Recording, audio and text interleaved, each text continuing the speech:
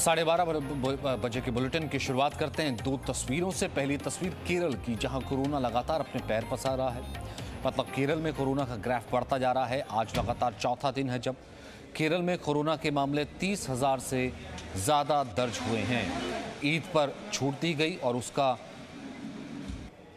आप ये देखिए कि उसका परिणाम क्या हुआ आज साफ नजर आ रहा है। ईद पर छूट दी गई, कोर्ट कहता रहा, सरकार कहती रही, तमाम लोग कहते रहे कि अपीजमेंट की पॉलिटिक्स मत कीजिए, जान से खिलवाड़ मत कीजिए। और हाल ये है कि अब तीसरी लहर कोरोना की आने को तैयार खड़ी है, वो भी केरल के रास्ते।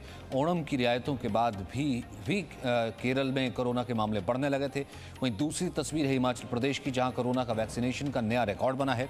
हिमाचल प्रदेश देश का ऐसा राज्य बन गया पहला जहां सभी लोगों को कम से कम एक वैक्सीन की डोज लग गई है। हिमाचल प्रदेश 100% वैक्सीनेशन का टारगेट अचीव करने वाला पहला राज्य बन गया है।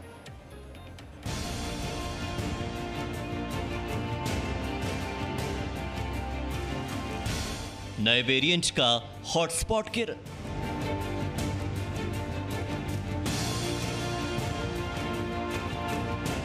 देश टीका लगाए, केरल कोरोना फैलाए।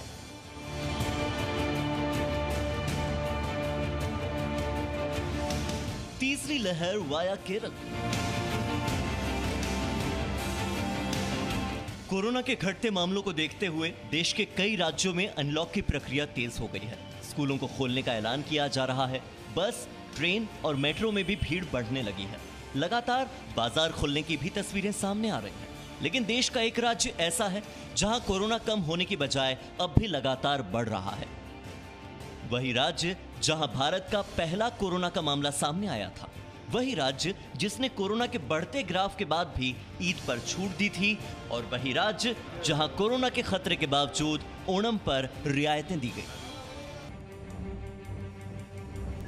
जी हां, हम बात कर रहे हैं केरल की। केरल में कोरोना का खतरा अब भी बना हुआ है और कोरोना के बढ़ते ग्राफ से सरकार सकते में है।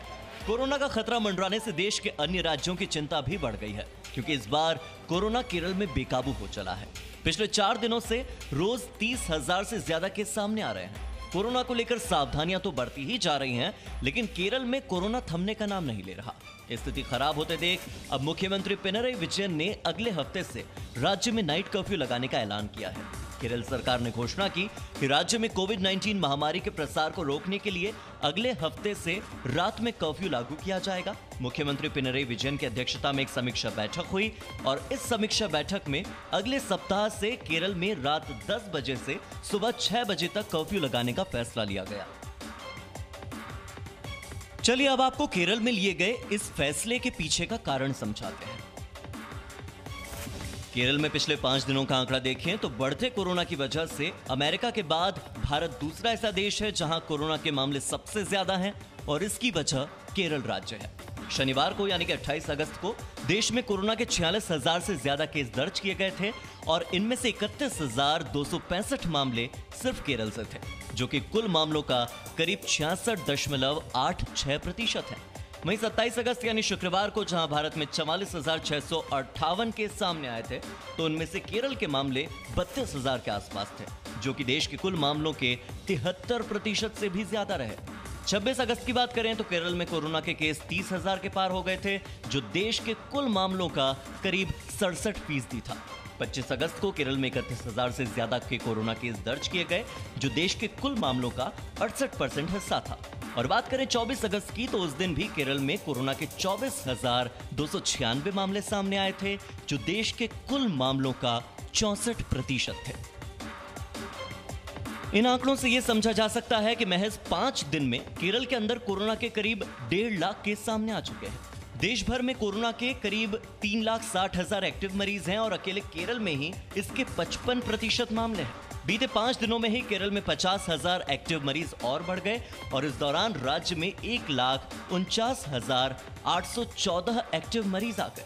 यानी ये कहा जा सकता है कि एक तरफ तो पूरा देश कोरोना से लड़ने के लिए वैक्सीनेशन अभियान का हिस्सा बन रहा है, कई लोग टीका लगवा रहे हैं। एक दिन में 1 करोड़ वैक्सीनेशन का आंकड़ा भी भारत ने कुछ दिनों पहले ही छुआ था, लेकिन इस पूरे अभियान को केरल की लापरवाही कमजोर बना रही है। कोरोना की तीसरी लहर को लेकर प्रधानमंत्री नरेंद्र मोदी भी देशवासियों को सावधान कर चुके हैं। लेकिन केरल और दूसरे राज्यों में जहां लगातार कोरोना के केस बढ़ रहे हैं, लोग कोरोना प्रोटोकॉल का पालन नहीं कर रहे। बहुत जरूरी है कि जिन राज्यों में केसेस बढ़ रहे हैं उन्हें प्रोएक्टिव मेजर्स लेते हुए तीसरी लहर की किसी भी आशंका को रोकना होगा। साथियों, एक्सपर्ट्स बताते हैं कि लंबे समय तक लगातार केसेस बढ़ने से कोरोना के वायरस में म्यूटेशन की आशंका बढ़ जाती है, नए नए वेरिएंट्स का खतरा बढ़ जाता है। इसलिए तीसरी लहर को रोकने के लिए कोरोना के खिलाफ प्रभावी कदम उठाया जाना नितांत आवश्यक है। बात करें पूरी दुनिया की, तो दुनिया में इस वक्त सबसे ज्यादा कोरोना के मामले अमेरिका में दर्ज किए जा रहे हैं और इसके बाद भारत का नंबर है जहां पर सबसे ज्यादा कोरोना केस हैं। और इसका कारण सिर्फ केरल ही है। कैसे, अब आप वो भी समझिए, क्योंकि ब्राजील, ब्रिटेन और ईरान जैसे इतने बड़े बड़े देशों के कोरोना केसेस सिर्फ एक छोटे से राज्य केरल के बराबर हैं। केरल में कोरोना के 31,265 मामले पिछले 24 घंटे में दर्ज हुए। वहीं देश में 45,000 से ज्यादा कोरोना केस पिछले 24 घंटे में दर्ज किए गए। बात करें अमेरिका की, तो अमेरिका में पिछले 24 घंटे में करीब 1.5 लाख केसेस सामने आए। ब्राजील में 30,000 से ज्यादा केसेस हैं। ब्रिटेन में कोरोना के केसेस का आंकड़ा पिछले 24 घंटे में 35,000 तक पहुंचा और ईरान में यह आंकड़ा करीब 40,000 केसेस के आसपास है। देश में भले ही लगातार वैक्सीनेशन हो रहा हो, लेकिन केरल में बेकाबू होते कोरोना ने चिंता बढ़ा दी है और ऐसे में वक्त रहते केरल में कोरोना पर लगाम नहीं लगी तो कोरोना एक बार फिर से कमबैक कर सकता है। ब्यूरो रिपोर्ट, जी मीडिया। पूजा हमारे साथ मौजूद है। पूजा, दो चीजें, एक तो ये कह रहे हैं कि तीसरी लहर तो आ ही चुकी है, रोज 30,000 से ज्यादा मामले कम होने का नाम नहीं ले रहे हैं केरल से, और दूसरा ये कि तीसरी लहर अगर आ रही है तो वो केरल से ही आ रही है क्या इस वक्त हम किस मुहाने पे खड़े हैं? देखिए, जो केरल की स्थिति है सचिन, वो पिछले 2 महीने से इस बात की डिमांड करती है कि वहां पर लोकल स्तर पर कंटेनमेंट मेजर्स बनाए जाएं, कंटेनमेंट जोन बनाए जाएं और लोकल स्तर पर लॉकडाउन लगाया जाए, लेकिन वहां अभी तक ऐसा हुआ नहीं है। केरल के जो 14 जिले हैं उन सभी में ये पाया गया है कि बराबर तरीके से मामले फैले हुए हैं और काफी ज्यादा फैले हुए हैं। हालांकि केरल की सरकार की दलील ये है कि वहां ये दूसरी लहर है, तीसरी नहीं है, और उनका ये भी कहना है कि लोगों को ये समझना चाहिए कि केरल में दूसरी लहर थोड़ा देर है, इसीलिए ऐसा देखने में आ रहा है। लेकिन अगर केरल के पिछले महीनों के भी आंकड़े उठाकर देखें तो वहां कभी मामले बहुत ज्यादा कम हुए नहीं थे, और ऐसे में ये कहना है कि ये दूसरी लहर है जो कि बाकी राज्यों में आकर चली गई, बहुत ज्यादा गले नहीं उतरता है। वो भी तब जब दुनिया को ये मालूम हो सचिन कि पहला मामला भारत में जब आया था 2019 दिसंबर और जनवरी के महीने में 2020 में, वो केरल से ही रिपोर्ट हुआ था। तो ऐसे में दूसरी लहर देर से आई है, ये दलील नहीं उतरती। लेकिन अभी जो स्वास्थ्य मंत्रालय की तरफ से केरल के स्वास्थ्य सचिव को चिट्ठी लिखी गई है, उसमें यह साफ तौर पर कहा गया है कि अगर आप त्योहारों पर इसी तरह से ढिलाई बरतते रहे तो इससे केवल केरल को ही नहीं बाकी पूरे राज्यों को भी नुकसान होगा, क्योंकि कोरोना एक से दूसरी जगह फैल जाएगा। इसीलिए उनसे यह भी कहा गया है कि 14 जिलों की स्टडी के बाद ये भी नजर में आया है कि त्रिशूर, एर्नाकुलम और 1-2 शहरों के साथ साथ तमाम 14 जिलों में कंटेनमेंट जोन बनाए जाने की जरूरत है, जिन्हें राज्यों को अपने स्तर पर करना चाहिए। लेकिन अभी तक सिवाय इसके कि रविवार का लॉकडाउन केरल में वापस लगा दिया गया है, जो कि पहले हटा दिया गया था, तो उसके अलावा कोई ऐसा बड़ा मेजर केरल के राज्य ने उठाया हो, वहां की सरकार ने उठाया हो, ऐसा नजर नहीं आता है। और समस्या ये है कि अगर एक राज्य में ये आंकड़े रहते हैं तो वो पूरे देश में रिफ्लेक्ट नहीं करेंगे, इसकी कोई गारंटी नहीं दी जा सकती, क्योंकि कोरोना देश से दूसरे देश में फैल जाता है तो केरल तो अपने ही देश का हिस्सा है। जाहिर सी बात है, और केरल में जिस तरीके से केसेस हैं, हर चीज़ वहाँ पर ऑन है, कनेक्टिविटी तक ऑन है, लोग आ जा रहे हैं, तो जाहिर सी बात है, तो संक्रमण जिस तरीके से फैला है, अगर हम अब भी केरल से सबक नहीं ले रहे हैं या फिर कंटेनमेंट वहाँ पर नहीं कर रहे हैं, तो जाहिर सी बात है तीसरी लहर को या तो हम बुला चुके हैं या फिर हम सिर्फ अभी क्योंकि प्रॉपर टेस्टिंग नहीं हो रही है, क्योंकि तीसरी लहर की हो सकता है कि वो आंकड़े पहले ही ऑलरेडी इतने एग्जिस्ट कर रहे हों। वहीं 22 अगस्त को नए मामले 30,948 आए थे, जबकि मौतें 403 हुई थी। ठीक हुए लोगों की संख्या 38,487 थी। 23 को ये मामले 25,000, जबकि मौतें 389 हुई। ठीक हुए लोगों की संख्या 44,157 हो गई। 24 अगस्त को नए मामले 25,467, जबकि मौतें 354। ठीक हुए लोगों की संख्या 39,486। 25 अगस्त को ये जो मामले सामने आए हैं वो 37,593। ठीक हुए लोगों की संख्या 34,169। 26 अगस्त को यही संख्या 46,164 नए मामले सामने आए। 27 अगस्त को 44,658। 28 अगस्त को 46,759 और 29 अगस्त को देखें तो 45,083 मामले सामने आए हैं।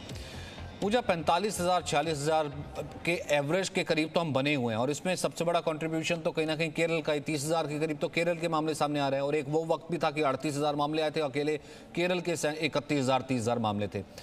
यहाँ से अभी क्योंकि एडवाइजरी यहाँ पर जो है मिनिस्ट्री एडवाइजरी जारी कर सकती है और जो तमाम चीज़ें कर सकती है, करना सरकारों को होता है। वहाँ से क्या कुछ अभी फिलहाल किया जा रहा है या फिर अभी भी इसे लाइटली लिया जा रहा है? देखिए सचिन, पिछले हफ्ते की अगर बात करें तो एक दिन ऐसा भी आया था पिछले हफ्ते जब भारत का कुल कोरोना मरीजों का आंकड़ा 25,000 था, लेकिन उसके बाद ओणम का त्योहार आया और एक साथ केरल से एक दिन में 35,000 मामले रिपोर्ट हुए और उसके बाद भारत का पूरा ग्राफ गड़बड़ाया और आज हम देख रहे हैं कि हम वापस 40,000, 45,000, 47,000 ऐसे मामले रिपोर्ट कर रहे हैं, जबकि 2 हफ्ते पहले तक ये लगने लगा था कि शायद हालात सुधर रहे हैं, लेकिन फिर केरल के ग्राफ से मामला बदल गया। दूसरी चीज ये भी है कि लोगों को यह समझना होगा कि इस वक्त भारत समेत देश के दुनिया के उन तमाम देशों में जहां पर कोरोना वापस लौट रहा है या कमबैक कर रहा है, वो डेल्टा वेरिएंट की वजह से कर रहा है। इस वक्त अगर हम भारत में जीनोम सीक्वेंसिंग सभी सैंपल्स की करवा दें, जो कि फिलहाल संभव नहीं है, तो 80 से 90% मामले डेल्टा वेरिएंट से संक्रमित निकलेंगे, इसमें कोई शक नहीं है। और डेल्टा वेरिएंट बहुत तेजी से 4 गुना तेजी से बाकी वेरिएंट्स के मुकाबले फैलता है। तो ऐसे में सिर्फ केरल को तो फिलहाल तेजी से जरूर कदम उठाने की जरूरत है ही। जो साथ के राज्य हैं, जैसे हम महाराष्ट्र में देख रहे हैं, कर्नाटक में देख रहे हैं, वहां भी मामले धीरे धीरे बढ़ रहे हैं, उनको भी ध्यान रखने की जरूरत है। सबसे पहले केरल को कंटेनमेंट जोन बनाने होंगे, लॉकडाउन के उपायों को और ज्यादा कड़ाई से लागू करना होगा, सोशल डिस्टेंसिंग और जो भीड़ न लगाने के लिए धाराएं लगाई जाती हैं कि लोग 4 से ज्यादा इकट्ठे ना हो, उन सबको करना होगा। लेकिन समस्या ये है सचिन कि स्वास्थ्य जो है, हेल्थ जो है, वो स्टेट सब्जेक्ट होता है, उसमें केंद्र सिवाय एडवाइजरी जारी करने के एक हद से ज्यादा बहुत कुछ नहीं कर सकता है। तो जब तक वो नहीं होगा तब तक जैसे बाकी देशों में हम देख रहे हैं, ब्रिटेन अमेरिका में वापस लॉकडाउन लगाने की स्थिति आ रही है, जो छूट दी गई थी वो वापस ली जा रही है, वो स्थिति भारत में भी आ सकती है। ऐसी बात है। बहुत बहुत शुक्रिया पूजा फिलहाल इस बातचीत के लिए। वहीं वैक्सीन की पहली डोज लगवाने में हिमाचल प्रदेश 100% वैक्सीनेशन वाला राज्य बन गया है। ये देश का पहला ऐसे राज्य बना है जिसने ये रिकॉर्ड बनाया है। वैक्सीनेशन का रिकॉर्ड बनाया है हिमाचल प्रदेश ने।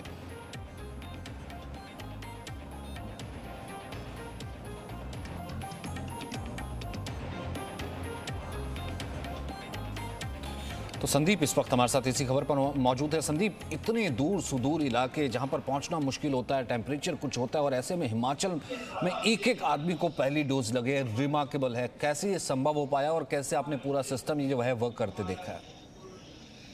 सचिन, देखिए, हिमाचल प्रदेश जो है वो छोटा राज्य जरूर है, लेकिन ज्यादातर आबादी जो है वो ऐसे ऊंचाई वाले इलाकों पर बसती है जो बेहद दुर्गम इलाकों में आते हैं। तो ऐसे में 18+ की कैटेगरी में अगर कहें तो 54 लाख से ज्यादा लोगों को जो है वो कोरोना के वैक्सीन लग चुकी है। तो यानी ये अपने आप में बहुत बड़ी अचीवमेंट है और पूरे देश में जहां जो है वो वैक्सीनेशन ड्राइव चल रहा है, तो ऐसे में हिमाचल प्रदेश में जो है वो इस तरीके से 18+ कैटेगरी को 100% तक पहुंचाना जो है वो बहुत चैलेंजेबल है, क्योंकि स्वास्थ्य विभाग की तरफ से जानकारी दी गई है कि 54 लाख से ज्यादा लोगों को जो है वो वैक्सीनेट कर दिया गया है। मुख्यमंत्री ने साफ तौर पर इस बात की जानकारी दी है कि 100% के कैटेगरी को जो है वो प्रदेश ने अचीव किया है और लगातार अब जो है वैक्सीनेशन दूसरे डोज पर चल रही है। और दूसरी तरफ एक आंकड़े की तरफ ध्यान देना बेहद जरूरी है कि अब तक पहली लहर से अब तक जो है वो 2,13,122 लोग जो है वो कोरोना संक्रमित हो चुके हैं और 3,575 लोग जो है अपनी मौत जो है उनकी मौत कोविड के कारण हो चुकी है। तो ऐसे में चैलेंज बहुत बड़ा बन जाता है, क्योंकि हिमाचल जैसे ऐसे राज्य में जहां पर सबसे ज्यादा आबादी जो है वो पहाड़ों के ऐसे इलाकों पर बसती है जहां तक पहुंचना और उन लोगों को वैक्सीनेट करना काफी बड़ा चैलेंज है। तो ऐसे में जिस तरीके से वैक्सीनेशन ड्राइव चल रहा है, तो अब जो है वो पूरा का पूरा टारगेट सेकेंड डोज को कंप्लीट करने में जो है वो सरकार और स्वास्थ्य विभाग के तमाम कर्मचारियों का रहेगा। और ऐसे में जो है वो हिमाचल के लोगों के साथ साथ जो है वो माइग्रेंट लेबर्स या दूसरे राज्यों से जो यहाँ पर काम करने के लिए आते हैं उन लोगों को भी जो है वैक्सीनेट किया जा रहा है। तो इस आंकड़े में ये पूरी की पूरी जानकारी जो है वो स्वास्थ्य विभाग के द्वारा दी गई है। अब देखना ये होगा कि आने वाले समय में किस तरीके से कोविड की जो नंबर्स हैं वो लगातार हिमाचल में बढ़ते जा रहे हैं, लेकिन उस बीच में जो है वैक्सीनेशन ड्राइव जो है वह सेकंड डोज को किस तरीके से ये कंप्लीट करते हैं वो बेहद चैलेंजेबल रहने वाला है। जी सचिन, बहुत बहुत शुक्रिया संदीप फिलहाल इस बातचीत के लिए। छोटे से ब्रेक के लिए रुक Presenting B News app available on Google Play and App Store. Download it now.